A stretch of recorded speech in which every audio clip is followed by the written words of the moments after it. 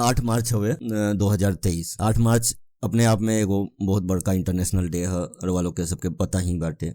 आज के दिन हमनी के इंटरनेशनल महिला दिवस मनावेल निसन। भारत में तो महिलाओं की स्थिति के बारे में का कहल जाओ। और आज एगो औरो दिन बाटे होली के। तो रउआ लोगन के हमरा तरफ से बौछार चैनल के तरफ से रउआ सबिन के होली की बहुत बहुत शुभकामनाएं। रंगों के बौछार के साथ होली मनाई लोग। बड़ी अच्छा दिन बाटे।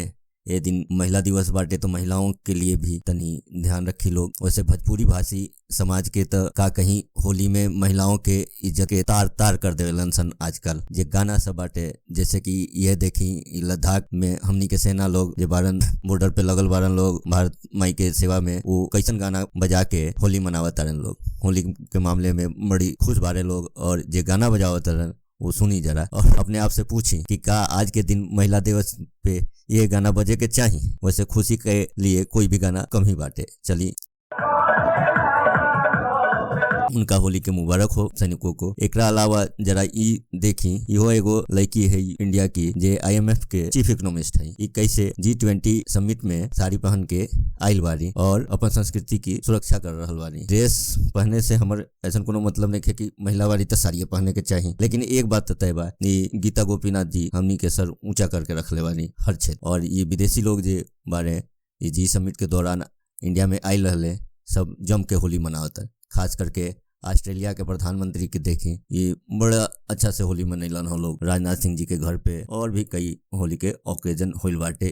यहाँ पे रंगारंग समारोह होइल बाटे इंडिया में दूतावास वगैरह में। तो इसी के साथ हमारा तो यह मैसेज बा कि जे हमनी के अपन माई बहन के ना सुना सके नी, ना गा सके नी ओकरा सामने वैसन गाना ना गाई। और होली में ऐसा कोनो मौका ना खोजी जैसे महिला लोग तनी कम सहज महसूस करस लोग। ये यदि सारी महिलाएं अपन आप बीती बता दे लोग तो हमनी के भागे के जगह ना मिली। जे हरकत हमनी के होली के बहाने महिलाओं के साथ या लड़की सब के साथ करी नहीं। यही से तनी गंदा गंदा गाली गंदा गंदा जोगीरा गावे से बची लोग। एकरा में कोनो दम नहीं खे। आज दुनिया कहाँ से कहाँ पहुंच गई बा और भोजपुरिया समाज वह चोली घगड़ा और लहंगा में फसल बाटे। तनी पढ़ लिख ले बानी लोग तो तनी ध्यान दी। और जब तक अच्छा कंटेंट अच्छी चीज के आप लोग बढ़ावा ना दें तो ऐसे ही घटिया लोग पूरा यूट्यूब पे सोशल मीडिया पे छाइल रही लोग। और वही चीज बार बार अपना के रिकमेंड होत रही। काहे कि रउआ तो भोजपुरी से थोड़ा लगाव रख ले बानी। और जैसे ही कोनो भोजपुरी के बढ़िया प्रोग्राम देखेम इवन हमरो वाला देखेम तो यूट्यूब के एल्गोरिथम ऐसा बाटे कि तारा ये समझी कि इनका भोजपुरी बढ़िया लागता और भोजपुरी भाषा में कैसन कंटेंट बनता ये सबके पता बा। वह कंटेंट तारा पास दे देवल जाई जे की माई बहन के साथ बैठ के हमनी के ना देख सकेनी।